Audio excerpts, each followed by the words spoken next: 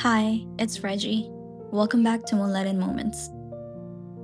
If you've ever whispered an apology into your child's hair, if you've ever sat in the dark replaying a moment you wish you could take back, if you've ever tried so hard to be calm, only to hear your own voice rise when you didn't mean it to, this episode is for you. Today, we're telling a quiet story about a mother, about overwhelm, about the kind of love that returns even when it breaks. It's a compassionate exploration of what it means to practice gentle parenting. Not perfectly, but honestly. And what it means to offer ourselves the same grace we give so freely to our children. So take a breath and let's begin. In the soft bend of a river, where the water moves slow and warm, there lived an otter named Solen. She was known along the banks, not for being the quickest swimmer or the cleverest builder, but for the way she cared. Everything she touched with intention. Her little ones, their worries, the weight of the world. Solen had 3 pups, each their own wild constellation. One was soft and curious, one was loud and tender, and one had begun to pull away in that quiet, aching way of growing things. Solen tried to hold space for them all. Every morning before the light warmed the water, Solen would smooth the nest of reeds. She would collect shells for her youngest to stack, gently guide her middle pup through their morning spirals, and navigate the distance growing in her eldest without pushing too hard. She whispered reminders to herself like mantras: stay soft, be present. She read the scrolls, listened to the elder teachings. Gentle parenting is calm. Gentle parenting is connection. Gentle parenting is never raising your voice. And she tried. Every day she tried. But one morning, the one this story holds in its heart, trying didn't feel like enough. Rain had battered the riverbank all through the night, and the youngest had whimpered in her sleep, curled tight against Solen's side. The middle pup awoke before dawn in a panic, unable to find their favorite stone. The eldest refused to come to the morning circle, eyes fixed on the distant current, saying he didn't belong there anymore. Solen breathed, deep, steady, gentle, she told herself. But when a sudden splash startled the youngest, who knocked over the basket of shells, which sent the middle pup into loud, frantic tears, which made the eldest mutter, "See? This is why I stay away." Something inside Solen cracked.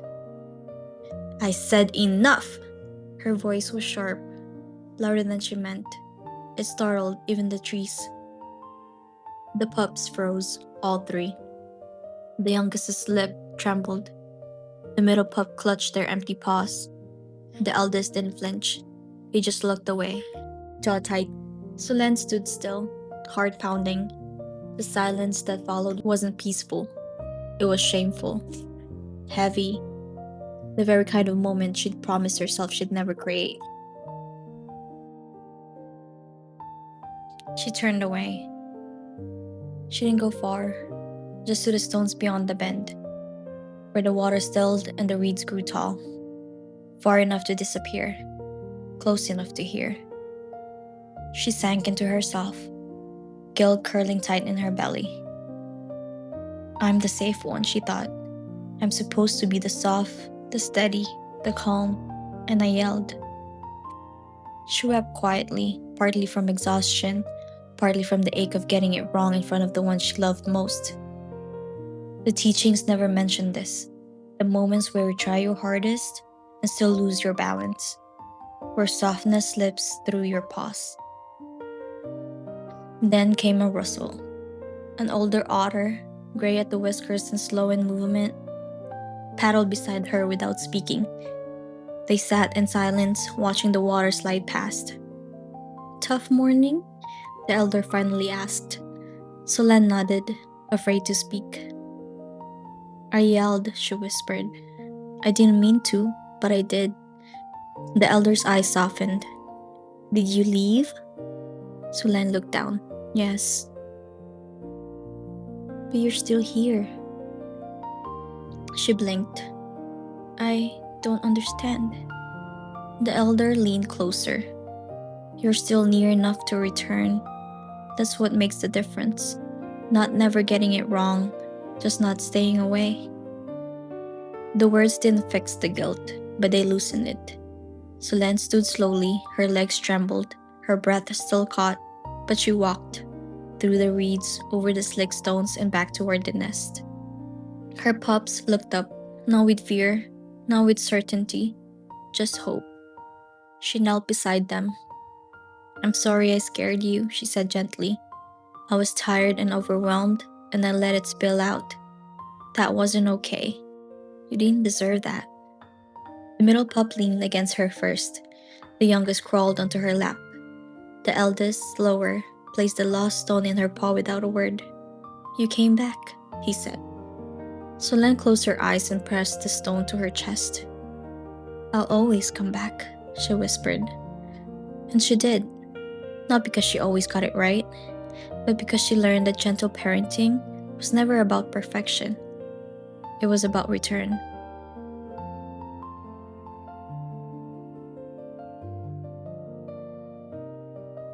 There is a quiet myth that lingers beneath the surface of modern parenting, especially gentle parenting. It says, if you do it right, you'll never raise your voice. You'll never lose your temper. You'll never break. It's the myth of the perfectly regulated parent, always calm, always wise, always emotionally available. But real life, real love, doesn't work like that. Solen's story is one so many of us know by heart. The days we try our hardest, the moments we stretch ourselves thin, the weeks we carry the emotions of not just our children, but ourselves, our pasts, our expectations, and the quiet ache of wanting to getting it all right. And then something spills. Something snaps. And for a brief moment, the gentle tone we work so hard to hold is gone. We hear ourselves say the things we promised we wouldn't. We see the look in their child's eyes, the hurt, the surprise, the fear, and shame rushes in like a wave. This is the moment the myth does the most damage, because it tells us that this human, unguarded, breaking point moment means we've failed. But it doesn't. Gentle parenting was never meant to be a performance of constant calm. It was never about flawless reactions or saint-like regulation. It was never about never getting it wrong. It's about what we do next. It's about what happens after the rupture. It's about the return. Solen's power wasn't in avoiding the snap. It was in noticing it, naming it, and walking back toward her little ones with humility and love. Repair is the heartbeat of real gentle parenting. And in truth, that's what makes it so profound. Not the absence of conflict, but the willingness to return with softness after the conflict has come. It models something far more powerful to our children: that mistakes don't end connection, that love is big enough to hold imperfection, and that grace is not earned by perfection, but extended freely when we need it most. This kind of parenting, this deeply human parenting, isn't about controlling every reaction. It's about creating a relationship where we are allowed to be human too. And in doing so, we teach our children how to be human with themselves. Solen apologized. She didn't justify. She didn't collapse into shame in front of her pups. She took responsibility and she kept loving. That's the balance. That's the beauty. Gentle parenting is not a destination where we become some idealized version of ourselves. It's a path. One with missteps and soft apologies, raised voices and quiet mending, exhaustion and return. The grace we try to extend to our children is the same grace we are learning, slowly, painfully sometimes, to offer to ourselves. You are allowed to fall apart. You are allowed to yell. You are allowed to not know what to say. And you're always allowed to come back. If you're practicing gentle parenting, really practicing it, You're probably tired. Not because you're doing it wrong, but because you care that much. Because you pause when it would be easier to snap. Because you explain when silence would be quicker. Because you stay soft even when you're unraveling inside. There's this quiet ache that lives in the hearts of so many parents trying to raise children with presence, respect, and emotional safety, especially if they were never raised that way themselves. You're not just parenting a child, you're re-parenting yourself. You're breaking cycles, you're learning to regulate in real time while helping another small, developing human to do the same. No one tells you how lonely it can feel, how much second guessing happens after bedtime, how heavy it is to be the emotional anchor every single day, how it hurts to see your child flinch when you finally raise your voice, because you worked so hard not to. This episode is for you. For the ones who whisper, "I'm sorry" after a hard moment, even when it feels like you're the only one who ever loses it. For the ones who sit in the bathroom alone, breathing deep, trying not to cry too loudly. For the ones who clean up the mess and wonder if today's outburst erased all the gentle days before. You're not alone. You're not failing because you have hard times. You're human in them. And gentle parenting doesn't mean being endlessly composed. It doesn't mean you never yell or never get touched out, or overstimulated or deeply, deeply tired. It doesn't mean your child never sees you break. It means you come back, you repair, you model accountability, you make room for both your child's needs and your own. And yes, sometimes that means stepping away. Sometimes it means sitting in the car longer after drop off. Sometimes it means apologizing to a small face who still thinks you hung the moon. And sometimes it means forgiving yourself when no one else even knows what you're holding. Gentle parenting isn't gentle because it's easy. It's gentle because it chooses connection, even when disconnection would be simpler. It's gentle because it remembers, moment by moment, that love isn't proven by perfection. It's proven by presence, by return, by grace. So if you've tried so hard and still had a moment you regret, if you've raised your voice when you meant to kneel, if you've left the room because you didn't trust yourself to stay soft, you are not broken. You are still the safe place. And every time you come back, every time you whisper, "I'm sorry, I love you," you are showing your child one of the most important things they'll ever learn. That love can fall apart and be pieced back together with tenderness. There will be days when your voice comes out sharper than you meant. Moments when you don't recognize the tone you used. Times when you feel too tired to regulate, too stretched out to respond gently, too human to be the parent you want to be. It's okay. Not because it's ideal, but because it's real. Gentle parenting isn't about never making mistakes. It's about how we move through them, what we model next, and how we return to connection after disconnection. If you're in one of those tender moments, here are some quiet, grace-filled steps to help you come back to your child and to yourself. 1. Pause, breathe, step away if needed. The moment after a rupture is full of emotion, for you and for your child. If you feel the swell of shame or panic rising, pause. Breathe deeply. Step into another room if you need to. You are allowed to care for yourself first, even in parenting. Regulation isn't just a tool for your child, it's your lifeline too. You can offer calm from a place of chaos. Anchor yourself first, gently. 2. Name what happened without self-punishment. You can say, "I yelled and I didn't want to. I was overwhelmed and I let it out in a way that felt scary. I'm sorry, I didn't stay calm. That wasn't fair to you." Let the repair be honest and age appropriate. Children don't need perfect parents. They need present ones who take responsibility without collapsing into guilt. Your words don't have to be eloquent. They just need to be true. 3. Remind your child. They are safe, loved, and not at fault. Sometimes children internalize big reactions as being about them. It helps to gently clarify. You didn't do anything wrong. I'm the one who lost my calm. That's mine to hold, not yours. Offer physical reassurance if welcomed. A hand, a hug, eye contact. Repair isn't just about words, it's about reconnection. 4. Reconnect through something small and soft. After repair, some children need space. Others need closeness. Follow their cues. Maybe it's a cozy story, a walk, a shared snack, or building something with blocks.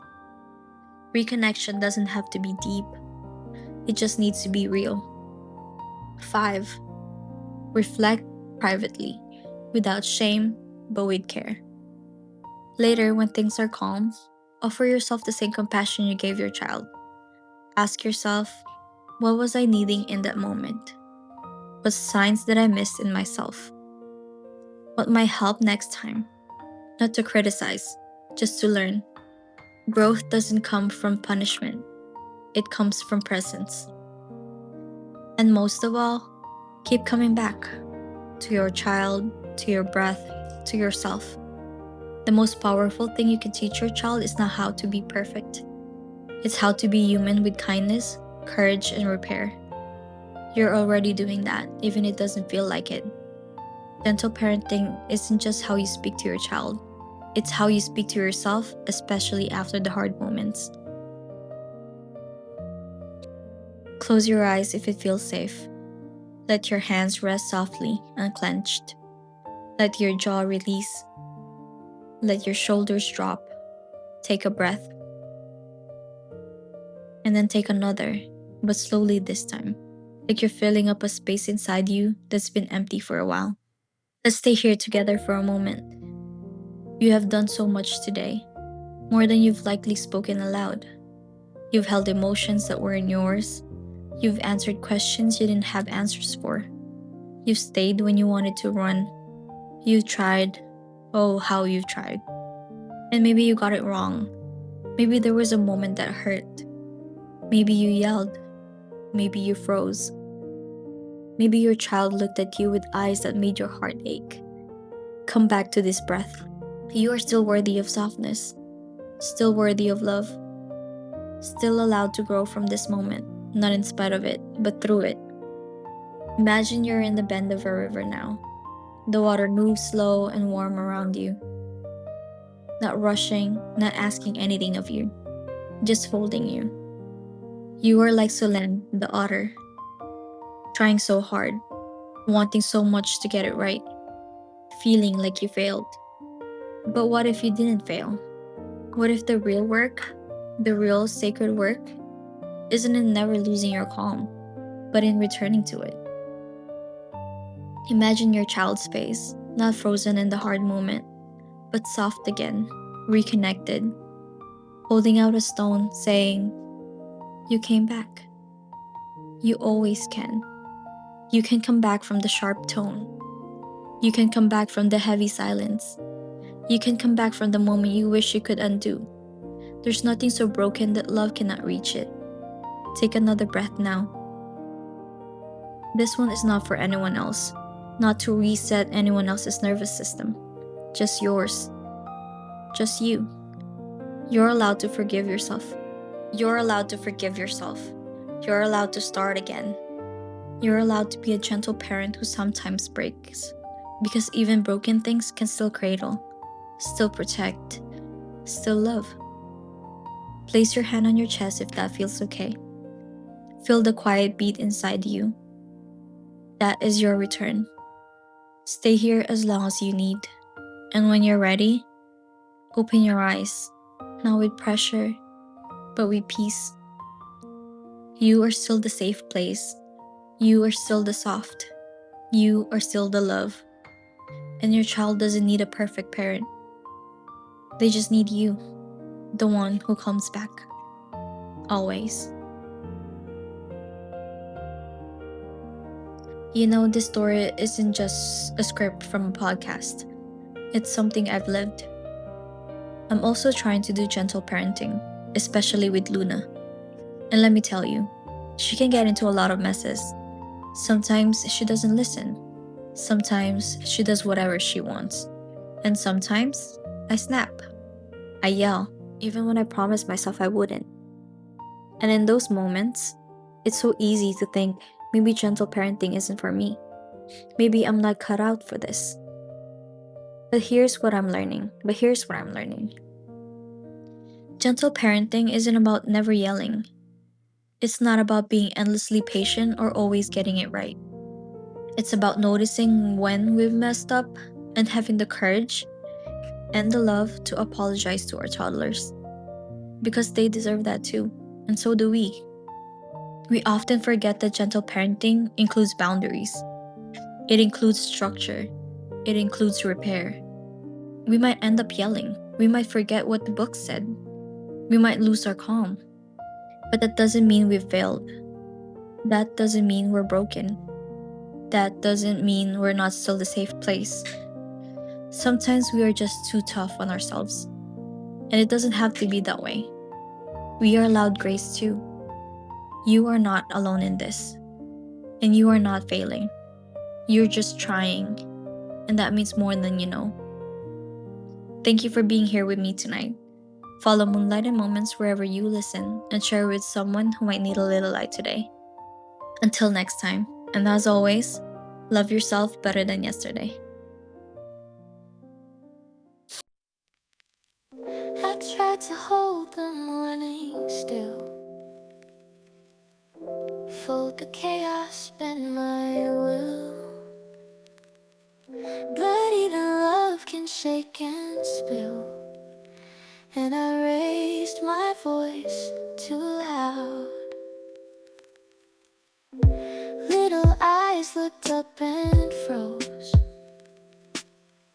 hearts pulled quiet, no one knows how hard I try, how much it shows when silence fills the sound. But I will come back soft again, with arms that open wide. I'll meet your tears with gentler hands. I'll sit right by your side. I may not always get it right, but love will never end. I'll come back soft, come back real, come back whole again. I whispered sorry through the light. You reached for me without a fight. Forgiveness blooming in your eyes, a grace I don't deserve. But still I come back soft again, and hold you while you sleep. The love we build is not pretend. It's messy, raw, and deep.